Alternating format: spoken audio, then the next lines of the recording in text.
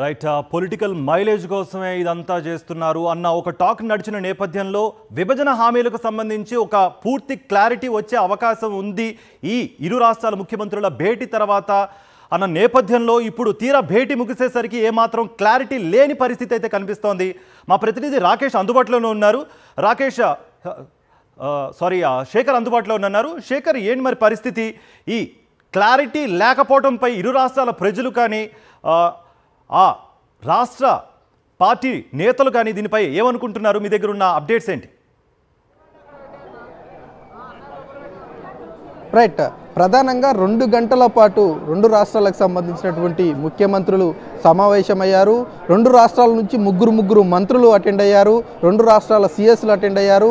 ఉన్నతాధికారులు 4 డిపార్ట్మెంట్ల నుంచి అటెండ్ అయ్యారు. 2 గంటల పాటు జరిగినటువంటి సమావేశాల్లో కేవలం 2 కమిటీలు మాత్రమే వేసినటువంటి పరిస్థితులు ఉన్నాయి. అందులో ఒక కమిటీ సిఎస్లతో కూడినటువంటి కమిటీ గతంలోనే ఉన్నది. ఆ కమిటీ 2 సార్లు భేటీ కూడా అయినటువంటి పరిస్థితులు. తెలంగాణ రాష్ట్రం ఏర్పడిన తర్వాత కూడా ఏదైతే ఇక్కడ కొత్త సెక్రటేరియట్లో 2 రాష్ట్రాలకు సంబంధించినటువంటి సిఎస్లు భేటీ అయ్యారు. ఉమ్మడి ఆస్తులకు సంబంధించినటువంటి విషయంలో కావచ్చు, విభజన ఆస్తులకు సంబంధించినటువంటి అంశం మీద చర్చలు కూడా జరిపారు.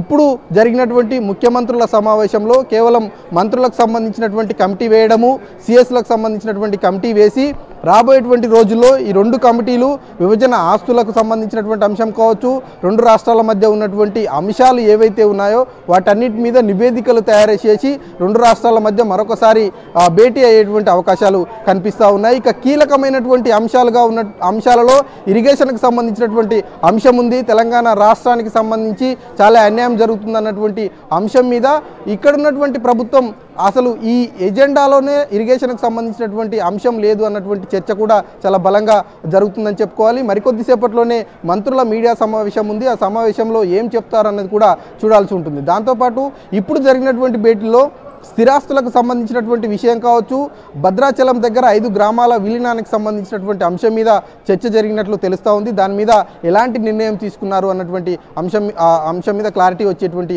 అవకాశాలు అయితే కనిపిస్తూ ఉన్నాయి. ఇక దీంతోపాటు 9th షెడ్యూల్కు సంబంధించి 10th షెడ్యూల్కి సంబంధించి మొత్తం 200కు పైచీలకు సంస్థలు ఉన్నాయి, అట్లాగే అంశాలున్నాయి, భవనాలున్నాయి. వీటన్నిటి మీద పూర్తి స్థాయిలో స్పష్టత రాలేదు. అస్పష్టంగానే ఈ సమావేశం ముగిసిందని కూడా చెప్పుకోవచ్చు. మొదటి నుంచి కూడా ఈ భేటీకి సంబంధించినటువంటి అంశం తెర మీదకి వచ్చినప్పుడు అక్కడి ముఖ్యమంత్రి ఇక్కడ లేఖ రాయడము, ఆ లేఖకు ఇక్కడి ముఖ్యమంత్రి ప్రతిస్పందించినటువంటి పరిస్థితులు ఉన్నాయి. కాబట్టి ఓవరాల్గా చూస్తే మీటింగ్ 2 గంటల పాటు జరిగింది. 2 కమిటీలు వేశారు. ఇంకా ఎలాంటి అంశాల మీద నిర్ణయం తీసుకున్నారు అన్నటువంటి అంశం మీద క్లారిటీ అయితే 2 రాష్ట్ర ప్రభుత్వాలు ఇవ్వట్లేదు. మరికొద్దిసేపట్లోనే బ్రీఫింగ్ ఉంది. ఆ బ్రీఫింగ్లో ఏం చెప్తారన్నది చూడాల్సి ఉంటుంది. కార్తీక్. రైట్ శేఖర్.